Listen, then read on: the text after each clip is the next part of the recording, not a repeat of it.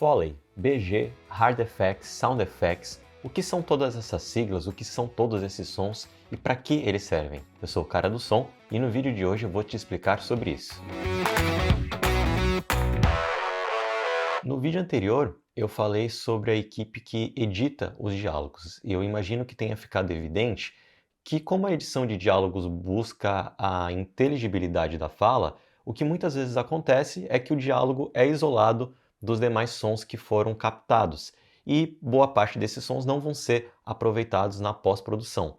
É aí que entram outros profissionais, ou pelo menos um profissional que vai ser responsável por pelo menos 4 sons, por 4 categorias de sons que compõem o que nós chamamos de efeitos. Então vocês podem ver aqui que nós temos o Foley, o BG, o Hard Effects e o Sound Effects. A gente até poderia, eventualmente, assim, por uma questão talvez teórica, ideológica, deixar o Foley de fora da equipe de efeitos, mas eu vou trazer para dentro do efeitos para ficar mais fácil e didaticamente ficar melhor para a explicação desse vídeo. Bom, e afinal, o que é Foley? Só um minutinho aqui. Bom, o Foley é basicamente isso que acabou de acontecer. Talvez você tenha caído nessa pegadinha, mas ó, não tem água nenhuma aqui na caneca. O Foley são efeitos que são pós-produzidos em sincronia com a imagem. São sons que são gravados posteriormente em sincronia com essa imagem. E quem faz isso é chamado artista de Foley, porque realmente é uma arte fazer isso.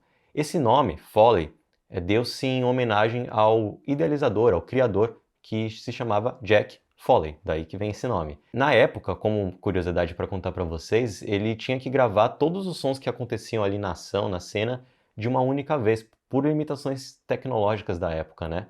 E aí, com o advento de equipamentos multipistas, também com a questão do digital, claro que ficou mais fácil. Então hoje é bem mais fácil da gente poder gravar em etapas, em camadas, esses sons. E por falar em camadas, nós dividimos essa gravação geralmente em 3 etapas, que são os sons de passos, os sons de roupa, porque quando a gente se mexe, quando a gente anda, também tem um atrito com a roupa, do corpo com a roupa, isso também produz um som, e também tem aqueles sons que são de objetos de cena.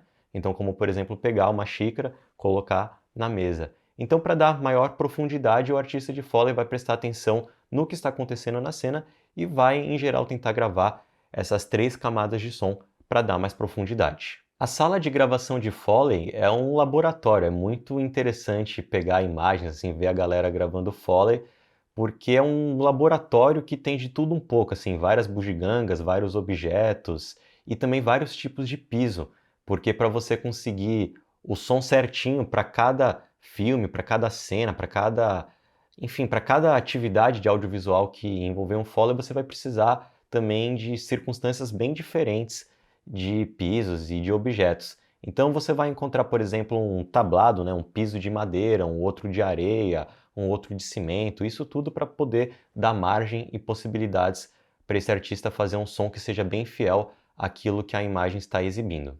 Além do Foley, nós temos também o BG, chamado de background, e que, se traduzido, a gente vai chamar de sons ambientes ou ambiências, né, como é chamado popularmente. Esses sons, eles costumam ser contínuos e sem nenhuma interrupção, sem nenhum som que fique datando, que seja bem marcado. E eles ajudam a situar o espectador na diegese, a entender melhor o espaço-tempo em que se passa aquela narrativa. Eu vou pedir para a Vanusa, que está me ajudando aqui na gravação, abrir a porta aqui do estúdio para a gente poder ouvir um pouco do som que tem de fora ali, né? Porque aqui eu tenho um room tone, esse som da minha sala, que é isso aqui, ó. Então o silêncio é isso, né, que vocês estão ouvindo. Não tem muita graça, na verdade, até porque não tem nem ar-condicionado ligado, nenhum motor assim para ambientar ainda mais esse espaço de estúdio ou vai de escritório. Então vamos abrir a porta para a gente poder pegar um pouco desse som que vem de fora, que vem um pouco ali da rua.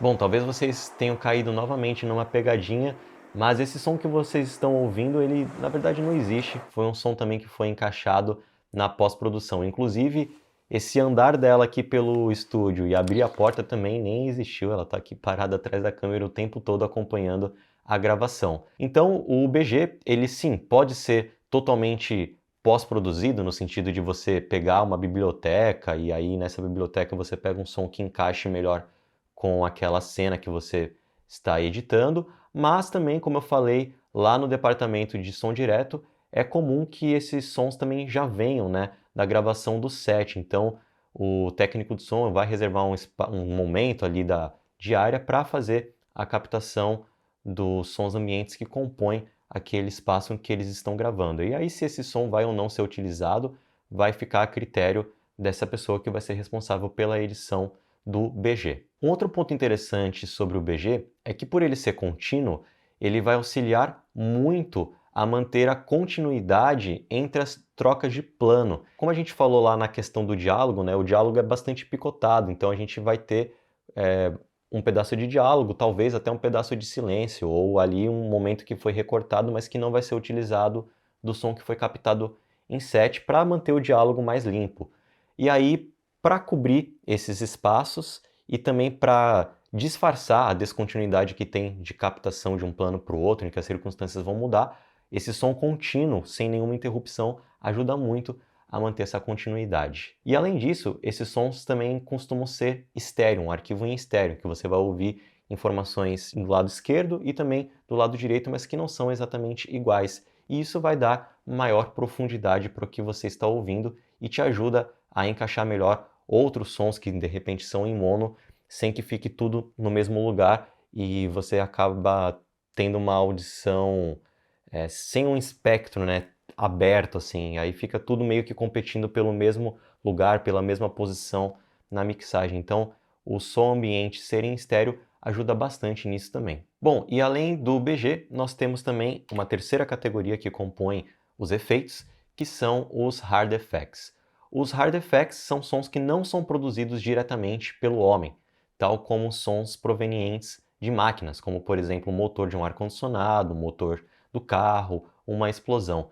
Muita gente às vezes acaba confundindo o Foley com o Hard Effects, mas o que você pode pensar é o seguinte: geralmente o Foley vai ser um som produzido pela interação do ator, do personagem, né? Pela interação do homem com o meio. É claro que existem exceções, né? Animação e tal, alguma coisa nesse tipo, mas que, enfim, tem um personagem ali. Ou esse personagem pode até, de repente, ser um animal, né? Num documentário animal, e a gente vai chamar aquilo de Foley em razão de ter um personagem ali em quadro.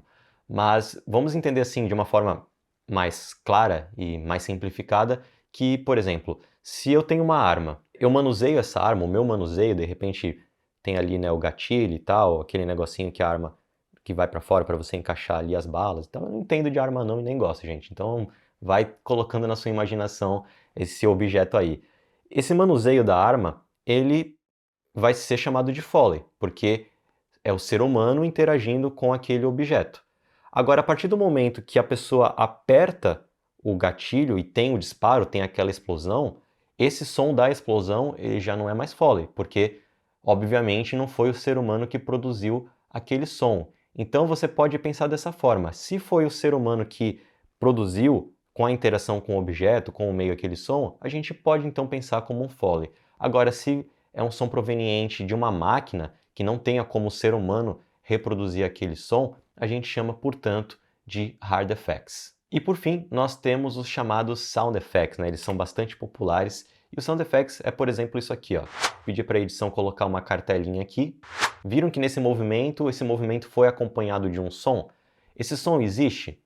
Não. Esse GC, ele teria que ter algum som? Não, né? Na prática, não. Na vida real, nada disso existiria.